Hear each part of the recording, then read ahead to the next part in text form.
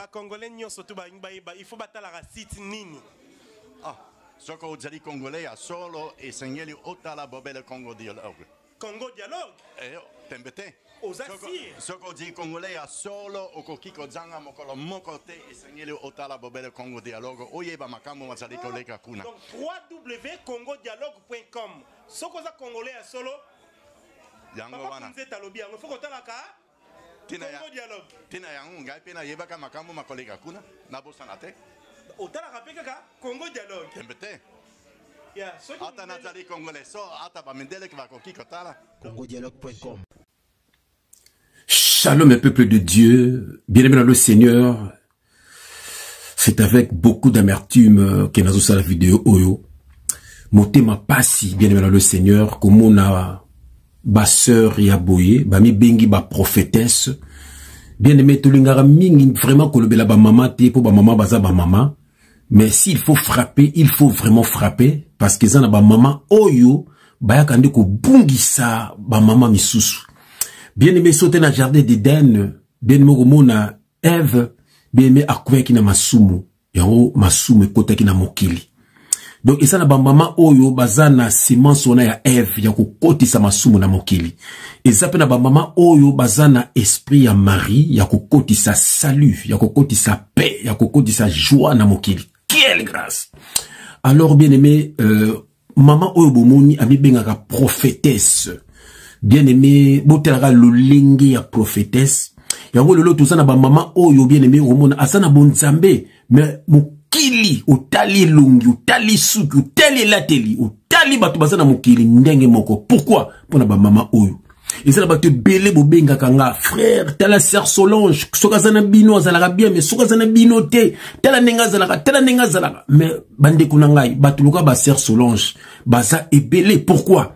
Pona batu ya boye, o bazo ya kokosa bana na nzambe, batu batindami pa ya satana, bazo un esprit ya serpent, esprit ya Jézabel, pona kokoisa ba sœur, comme ma séduction na kat na bonzambe, esprit ya Jézabel. Yongo ba sere belé mo ba kola na bonzambe zete na mona rabino même belé bo commentaire ba message o biso to tiaka mais na kena tali ba photo no kina mawa o tali mesh o tali choko o tali beauté o bi sirena bimi na mayu koma nzoka nde ba livra ka bino pa ba mami wata bango yeyo yango bien le Seigneur tu es to beta chicote pour te ba sœur nanga boka bolana bato bo se dépouiller. Moi, Nzambe, na muto azada mokili, ana via péché, il faut différencier ça. Tout comme on a lelo. Yango bien aimé. Tout en nous makambu témoignage yo. Ya maman oya zelepe ko tiaba mèche. Bien aimé dans le Seigneur. Nzoka ba mèche bo tiaka wana. Ndenge ya tieboye. Bezande ba serpent bo yebite. Yango ya uzuka mukusa, musuki salité, o meminde ba serpent. Na ndenga spiritualité. Bomi tu nakate utap makambo baza ko déguiser bino kenza masala bino mabe tout en mama wana après to zonga au nom de Jésus-Christ.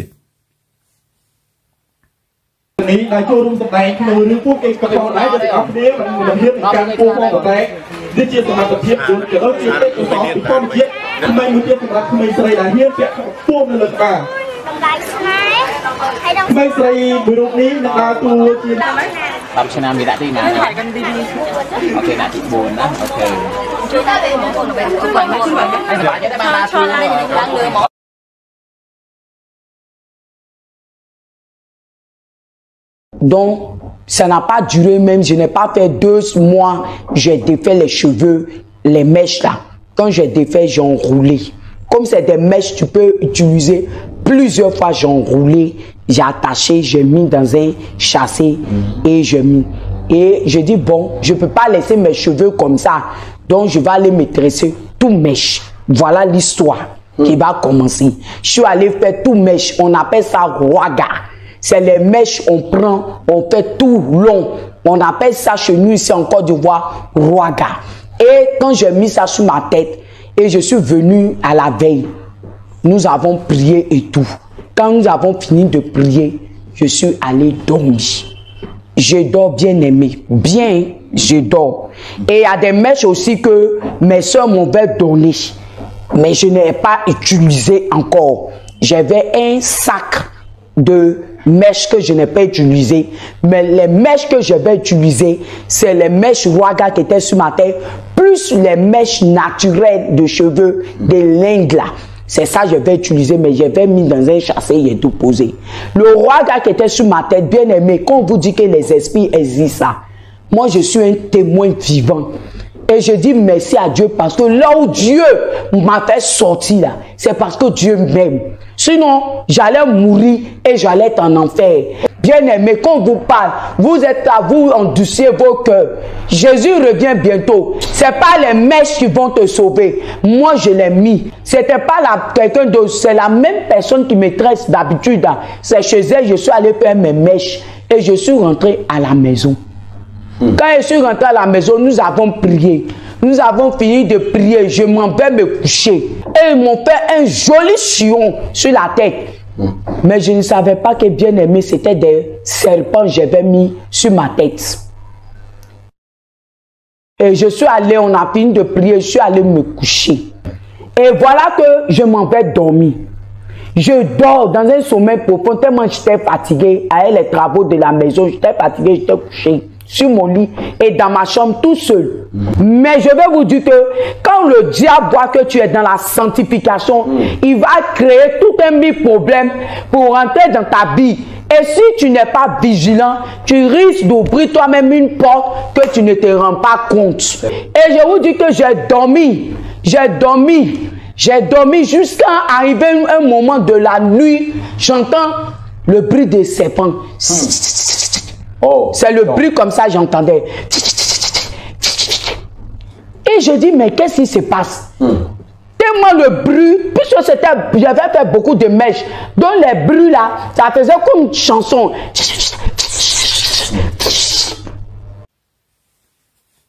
Bien aimé, pesi passe, pesi mawa. Boyo qui témoignage yo. Et ça ba se rebelle, bo memara ba suki wana. Bango, lokola, baza ba toi ténèbres, bazo la bino ben influence wana. Yo za na nzambe, mais ndenge nini ozaka lokola muto mokili.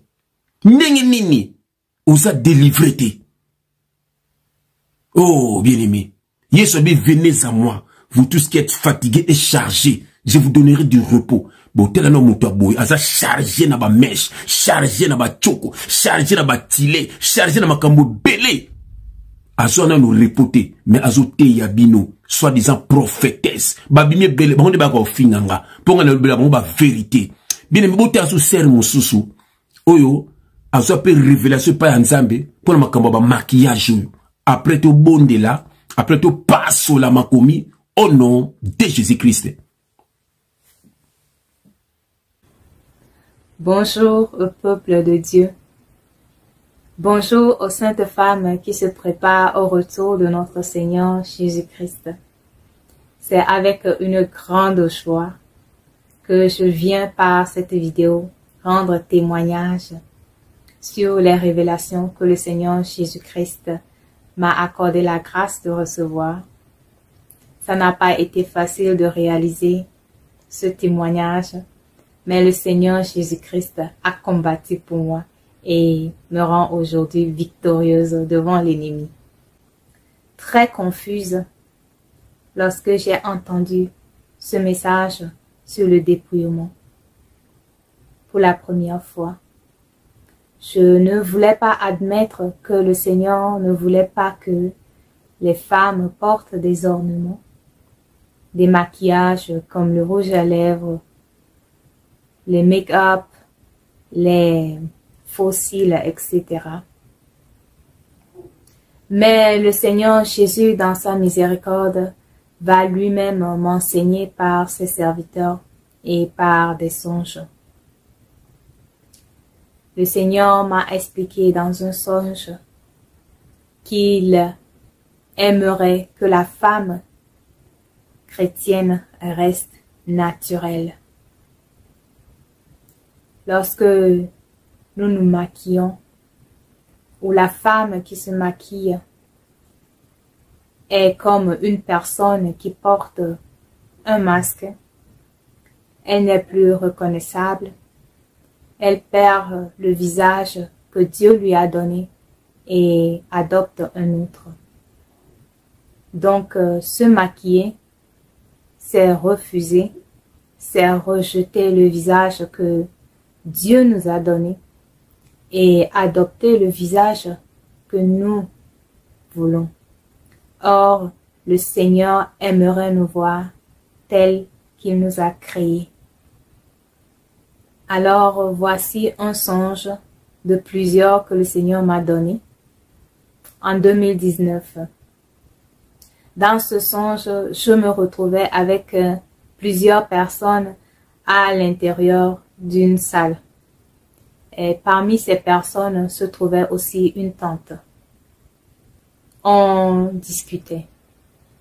À un moment, je vais avoir une carte d'identité entre mes mains.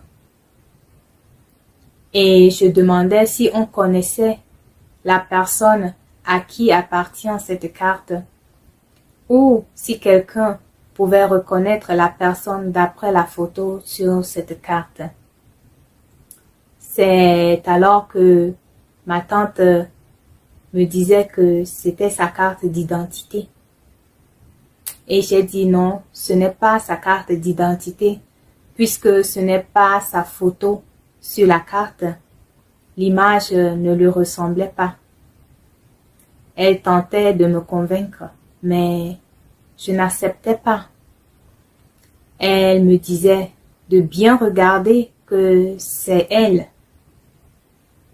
Et elle me faisait comprendre que c'est parce que sur la carte, elle n'était pas maquillée. Et elle me citait ce qu'elle avait sur le visage devant moi et qui ne se trouvait pas sur cette photo. Et cela allait finir en dispute. C'est alors que je lui ai remise la carte en murmurant. Je disais, je ne crois pas que c'est elle. Je ne crois pas que c'est sa carte d'identité. Et c'est la fin de ce songe. Alors, la question, parfois entre les chrétiens, les femmes chrétiennes, pouvons-nous quand même faire des petits maquillages sans exagérer? Certaines personnes enseignent que la femme chrétienne peut se maquiller sans exagérer. Et pour cela, le Seigneur m'a donné un message et je partage avec vous un témoignage pour répondre à cette question.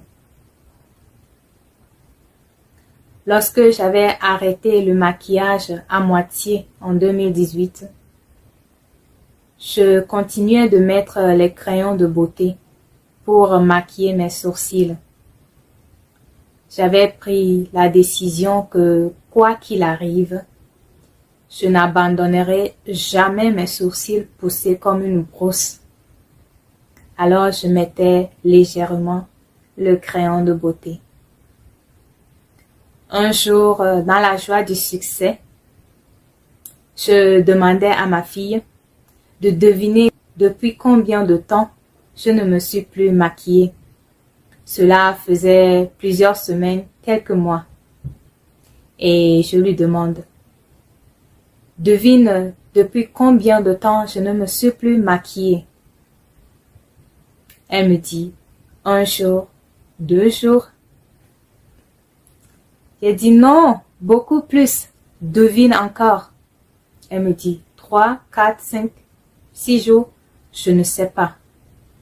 Alors frustrée, j'ai dit, ça fait plusieurs semaines, quelques mois.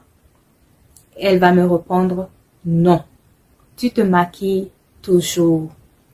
Tu utilises le crayon de beauté. C'est du maquillage. Tu te maquilles. C'est pour te rendre belle que tu l'utilises comme tout autre maquillage. Je vous épargne les détails, mais je peux dire que j'avais ce jour-là ôté ma voix sur ma fille pour la faire taire. Je lui contredisais en disant, je ne me maquille plus, j'utilise juste un peu du crayon, c'est tout. Et je lui faisais comprendre que le crayon de beauté, ce n'est pas du maquillage. Je donnais des arguments. J'ai quitté même la pièce à plusieurs reprises et je suis revenue. Et je discutais, j'argumentais, mais elle n'a rien dit. Elle n'a pas cherché à discuter avec moi. Mais elle a dit ceci. Soit on se maquille, ou soit on ne se maquille pas.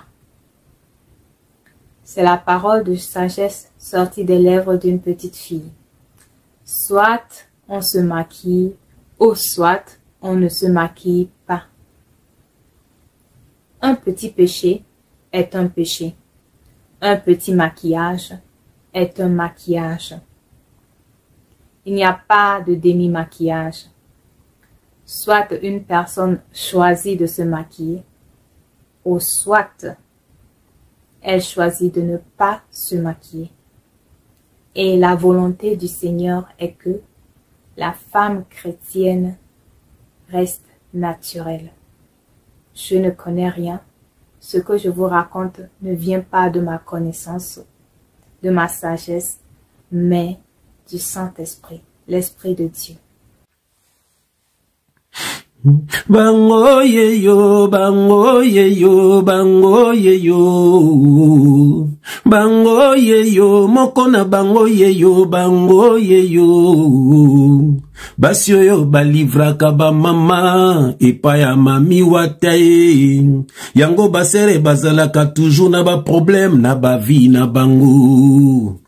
Basi oyo balivraka ba mama epa ya mami watae. Yango basere bazalaka toujours na ba problème na ba vie na bango.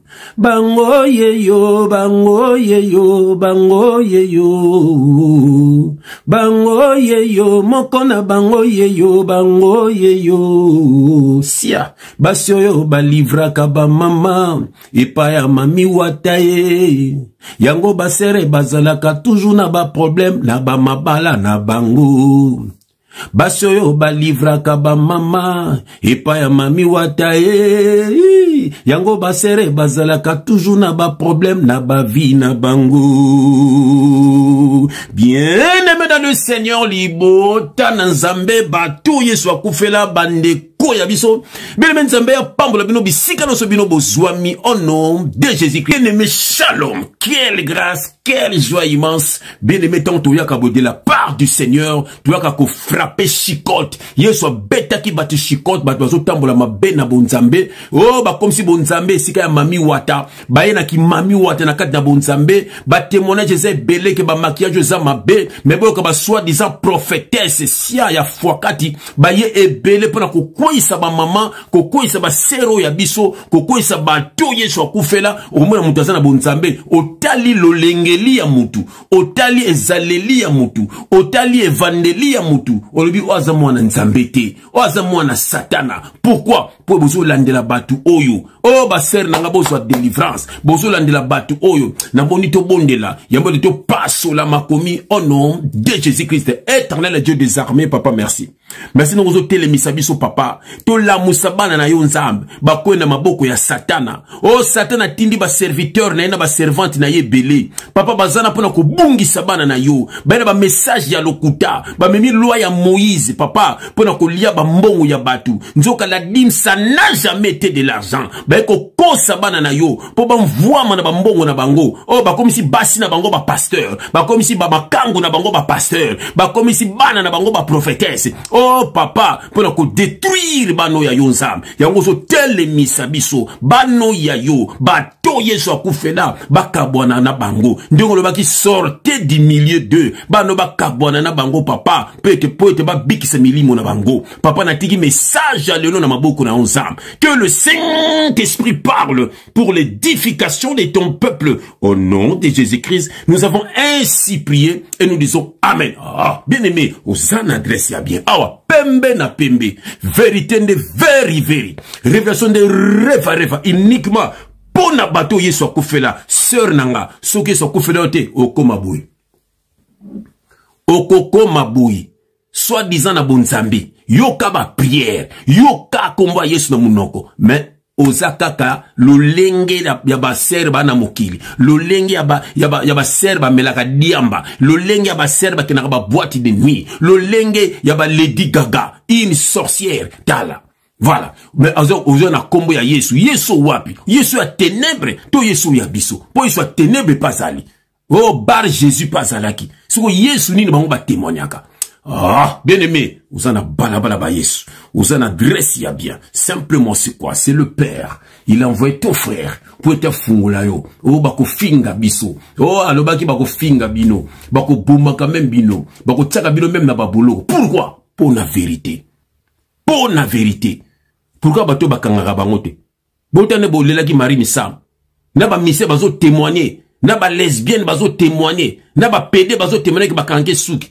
Pédé a témoigné qui a pesa ko tu chorégraphie à clip na ye. Mais botane bo finga biso po na ye. Ba païen, na ba païen. Toi na tina na binoti. Ata bo fingi, biso to ba vérité. Et ça na bato iso ko fela, ne ba ko yoka biso, pe ba ko big milimo na bino, ne milimo na bango. Voilà. Bino bolingara nini, bo terre bino de ba terre na l'église bon bâtiment, ba fable, maté à lukuta, ba témoignage ba zaché, ba témoignage de ba nani, la parole de Dieu. Et ça mta tika masumu, pe tambola na ko banga nzambe, wana ko zo Saint-Esprit et puis ko za la briser. C'est ça la parole. Et puis la parole de Dieu, c'est une personne. Alléluia. La parole de Dieu déclare, son nom est la parole de Dieu. C'est notre Seigneur de Seigneur, Jésus-Christ de Nazareth. Ouazana Yesu, ana parole. Il y a des paroles. Il y a le pain qui est descendu du ciel. Ouazana ye, abikisami.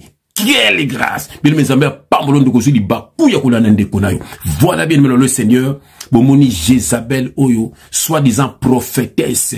Donc, il y a la rasuki dans Londres. Voilà. Donc, il y a la rasuki dans Londres. Donc, et pesi passe, et pesi mawa. Moi, quand tu as comboneza, te poeza boulou, makambo, bien aimé. Bato, baso bungi, sa ba ser na biso. Bato, Satan, zo tinda, ba esprit à Jézabel, ba serpent, oh, bien aimé. Ba kotine ilanga nzambe, pona ko bungi sa ba na nzambe. Na mona kair moko. Bele bote na bilgis de bon bâtiment. Boko mona ba païenne na ba païenne. Ba païenne na ba bonga makate banda kende église 10 ans 20 ans basambela kika basimeka na mutu nana koleka liboso baleki liboso ba bongwa makate pona bato aboy pamba te omemi mikumba ndenge to na nzembu beleme bomoni ba image wana bomoni mona na ba serpent na mutu beleme mais soto botaka ba mais sans yeba otiende ba serpent ozuka mukusa wana bazo tuba yo yango omema mikumba eza ba porte ozo fungola na vie na yo. Rien ne marche. Libala bitumba. Santé ma boboulou. Ba problème na vie. Ma kambezo tambola te. O memaka ba démon na vie na yo.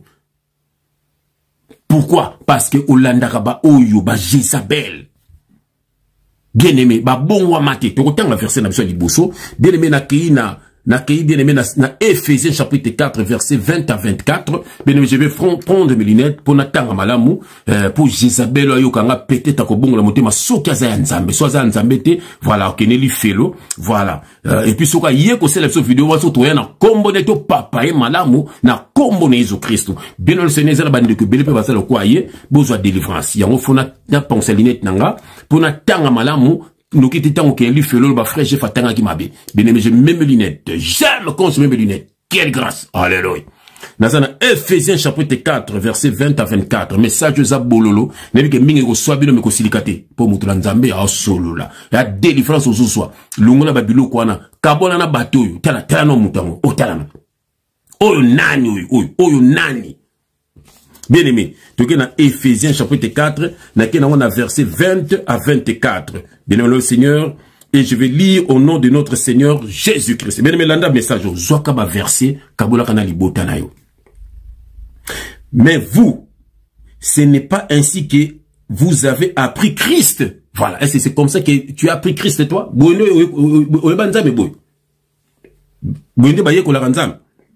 Mais vous, ce n'est pas ainsi que vous avez appris Christ. Si du moins vous l'avez entendu, et si conformément à la vérité qui est en Jésus-Christ, c'est en lui que vous avez été instruits à vous dépouiller. À vous dépouiller. Mais le même dépouiller, longola nyonso esa lo kumanza metena bo moina yo. Longola nyonso o satana taki na kata vina yo eza ba porte d'entrée ba satana. Yoka, à vous dépouiller par rapport à votre vie passée. Voilà. par rapport à votre vie passée, mon monsieur. Par rapport à votre vie passée, il faut se dépouiller de kozo landangai. So posa lo kwa ye, ko silike langate, ko tombokate. C'est que suyo, c'est que ça délivrance. Alléluia. Bien aimé, ce que suyo no kozawana, c'est que ça délivrance. C'est ton jour. Bien aimé, qui li felote. Unga ouye. So poni ezali fel. Bien aimé. Talonga ne nazalaka, talonga ne nazalaka. Wananga. Au monde qui n'a mis dépouilla. Donc c'est que nazo kote ayo vinanga. Nazo kote ayo la vérité. La parole de Jésus-Christ. Nazo connaît verset. Par rapport à votre vie passée, du vieil homme qui se corrompt par les convoitises trompeuses. Oh, par les convoitises trompeuses, à être renouvelé dans l'esprit de votre intelligence et à revêtir l'homme nouveau créé selon Dieu dans une justice et une sainteté qui produit la vérité. Babi faut muto akoma recréer, akoma muto asika, alongo la vieil homme, alongo la muto akala, ndenge biso tozalaka bato akala. Bien aimé, tala ndenge biso tozalaka bato akala. So tala muto asika. Bon, siko tala sero yo albi aza muto asika. So kala ne zalaki ndenge nini? Ouf. Oh là là, quelle question. Kala ne zalaki ndenge nini so ki sika ne zaboy. C'est terrible. Bien aimé, batu bazote ya bino, banana satana, batu msupe, babongwa mate, batu msupe, donc, balandande tamsu batante na bango, tamsu camarade na bango, tamsu satan a solola na ya kanti nzambe, pour mutu azana nzamba zalaka boite. Bien aimé, mutu azana nzamba zalaka boite. Et puis, parler la langue, moura lobaka, le banza beso loba, mais parler la langue tutangi Bible, parler la langue bango lobaka, yango te zana Bible. Boyo kanan, boyo kanan, boyo kanan. Magoraba zataye kebo santa. Makareke bebe zondoroko kabakari kebe santora baba zante. Fire! Magorebe zete. Fire in your system. Fire in your system. Mandorobo baba zandare bebe bebe. Eh kabazonto robo shaya. Baba goraba santa. Rabazoto robo shaya. I remove. Bien aimé. Même la carte Bible ba le bien. Ceux qui m'ont le parlant, il faut interpréter ça là. Bon, oh, ils ont semblé la mouta banda qui bêtises, ce sont des bêtises, incantations, bazo ça là. Tu belé bien aimé, simba rebnou na ba démon. Baza na milimo baza ya sorcellerie. Bazo détruire ba foi na bino. Bozo tikala na makolo na bango. Bozo tikala ba esclave na bango. Oh, baza batu na nzambete. Bango ba bino makamba ba père spirituel. Boyo kana yemoko, ndenga zo kumisa père spirituel na ye. Boyo kana. Nzoka le père spirituel c'est Dieu. Bango ba na makamba père spirituel bato mokili. Yango bato pe ba bimanga na bango. Voilà, tam su likangu na ye, tam su mobali na ye, tam su camarade. Donc, boyo kana bino monde zo kumisa mutu père spirituel. Abi aza aigle éternel. Dans la musique là on a aigle mokili, do awra bonzambe, boyo ka aigle, boyo ka. Merci, na père spirituel Nangaï, mon père dans la foi, prophète Jean-Claude Mukendi, aigle de l'éternel, aigle de l'éternel, aigle de l'éternel. Voilà, papa Nanga, pena solo solo, ligne pena référence, kende kuna aux références à solo solo. Païenne, ça c'est une païenne. Bien aimé, ça va t'okulandate. Yoka makambio so ebisa ki biso na Malachi. Bien aimé yoka. Yoka le kambe so ebisa na Malachi, Malachi chapitre 3, voilà, Malachi chapitre 3 verset 18. Je lis au nom de Jésus-Christ. Et vous verrez de nouveau la différence entre le juste et le méchant, entre celui qui sert Dieu et celui qui ne le sert pas. Nzamba lobaki ongo. Nzamba lobaki to komona différence ndeko na ngai. Alléluia. Nzamba lobaki to komona différence entre bato bazo servir Nzambe na bato bazo servir Nzambe te. Bomoni ngai ya kala na ngai ya sika. Bomoni yepe botela yesiko. Aza ngai ya kala ya mwasi nango. Bien-aimé, esprit ya Jézabel, l'esprit du monde, convoitise, la séduction. Bien-aimé, bien-aimé, il y a un apocalypse. Ce que j'ai contre toi, au tiki Jézabel a séduit Babananga. Toko tanga yango, bien-aimé, toko tanga yango, bien-aimé, na apocalypse, yo logo toko tanga na apocalypse, bien-aimé, le Seigneur. Toqué dans Apocalypse chapitre 2, verset 20. Apocalypse chapitre 2, bien aimé dans le Seigneur. Bien aimé, je prends mes lunettes encore. Il y a le temps en Apocalypse chapitre 2. On a verset 20. Voilà, Apocalypse chapitre 2, verset 20. Bien aimé, pour autant on a comme Jésus-Christ. Voilà, Apocalypse chapitre 2, verset 20. Je lis au nom de Jésus-Christ. Mais ce que j'ai contre toi, c'est que tu as laissé la femme Jézabel qui se dit prophétesse, enseigner et séduire mes serviteurs pour qu'ils se livrent à la débauche. Pourtant, on se mona moto aboye. Mbalamoko, ina débauche, on se mona sirène des eaux. Voilà. Voilà, qu'ils mangent des viandes sacrifiées aux idoles. Quand on dit des viandes sacrifiées aux idoles, c'est la parole ya mabé, parole ya lokuta, parole moko ba fabriqué, bazu loi ya Moïse, bazu makambu nyo surtout ba sangisi yango, al ba komote yango batu, bazana logos, mais bazangi rema parce que ba tindamité et ba ok la parole de Dieu est spirituelle. Voilà, ba ngoso ba yé côté ya nzoto, bien aimé na makambu lokuta, na ba parla langa lokuta, na makambu ya lokuta. Dieu peut t'inspirer. Le pipe monoko moroboy bien aimé monoko ngoza monoko ndino yo lobi le loto yeli makama parla langité mais to ko te ango suppose to te akango to ko te ango le susu bien aimé Dieu peut encore toucher pour le bi monoko moroboy bien aimé mais faut interpréter ça là mais comment yazo sambela la moto akina monoko wana mais sozo loba nini o ma bamsuku na zo yemba akina monoko moroboy bien aimé moko baka bêtise ka boy ils ne sont pas de Dieu. Bien aimé, tokote ya seroyo, ndeni nzamba lingi, bana na nzambe, baseur, basala. Bien aimé, nakena 1 Timothée. Voilà, yolo tokote na 1 Timothée. 1 Timothée, voilà, nakena 1 Timothée chapitre 2. Voilà, tote ya seroyo. 1 Timothée chapitre 2, nabada on a verset 9. 1 Timothée chapitre 2, nabada on a verset 9. Yo kanga bien.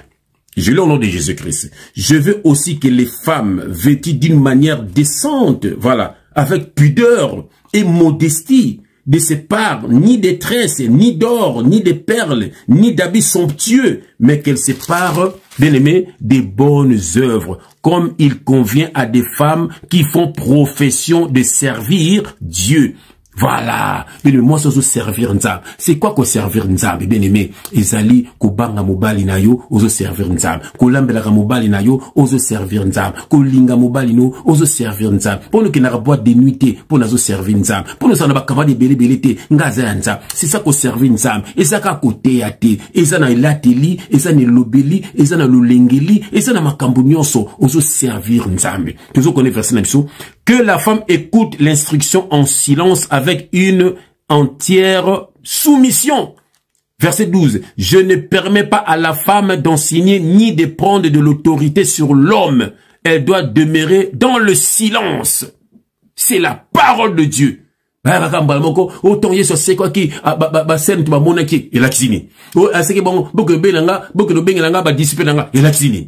Oh à ce qui femme samaritain et la cuisine. Bazulu kababluko moko pour être Jézabel, abanda côté ya, abando koi saba frère, abando koi saba sœur. Sœur moko à Londres, yebisanga, a Kendaka, l'église, bino bâtiment, a komekuna, maman pasteur, a komo luke makango, soit disant ba prophétesse, a komo lukaye, qui lesbienne. Sœur a benganga mbao, na bona tanga kumba sœur nangawana. Et ça la passe, et ça la mawa. Bien aimé. Botaka le lenga motu, donc yemoka sa délivrité. Sautant ozo simbo na motu, azo transmettre yo nini, la parole de Dieu déclare, l'homme donne que ce qu'il a, azana, taluka zanango, nazo transmettre bino. Et ça passe, vous monez azo samble la sœur wana, na ben cantation na ye, azo transmettre sœur wana nini, botape le lenga sœur ango. Botala mi pikwa suki atena mutu na ye. Et ça passe, bien aimé dans le Seigneur, kolanda batu ya boye. Botala photo oya lati, bota photo oya bomone ne sharp moko boye, botala.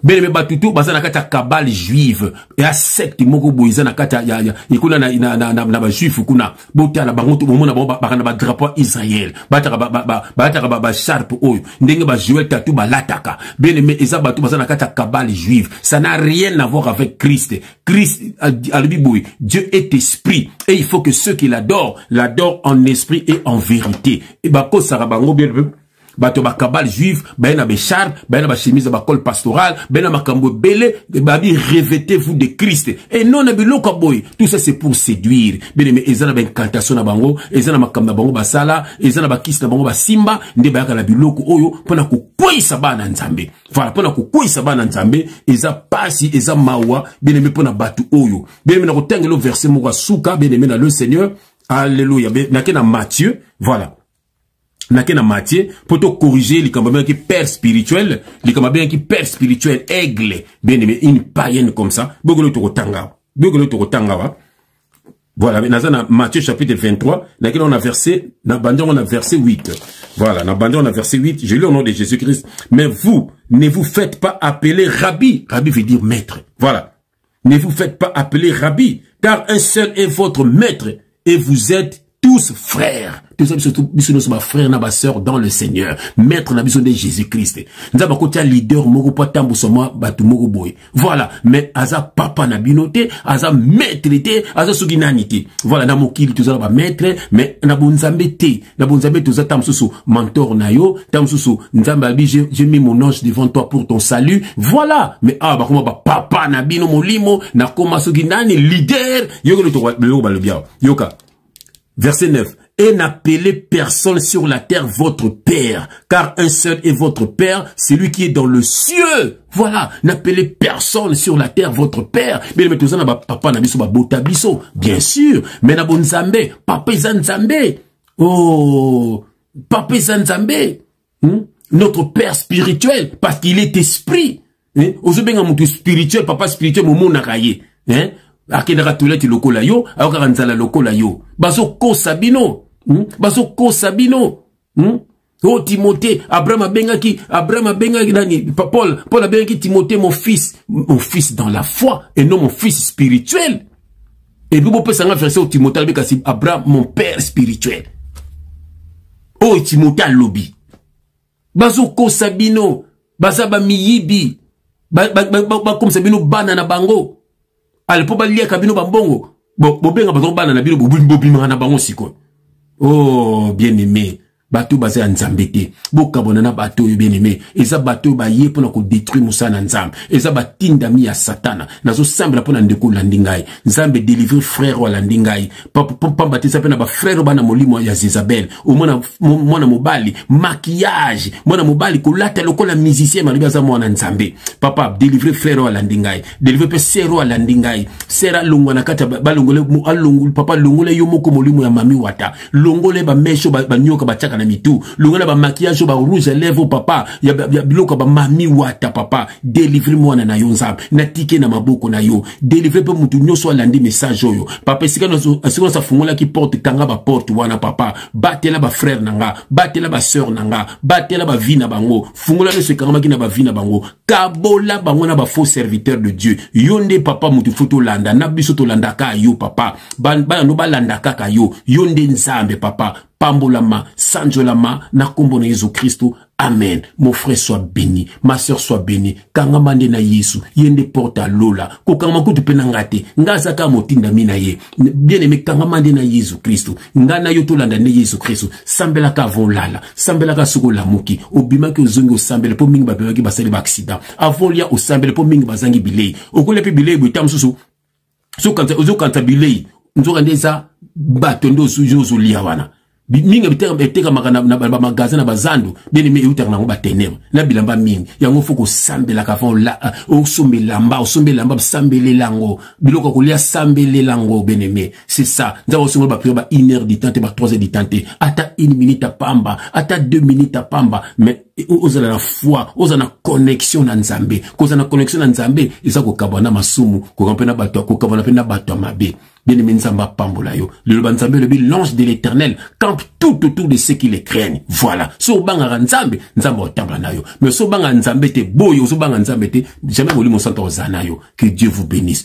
Que Dieu vous bénisse. Que Dieu vous visite au nom de Jésus-Christ. Amen.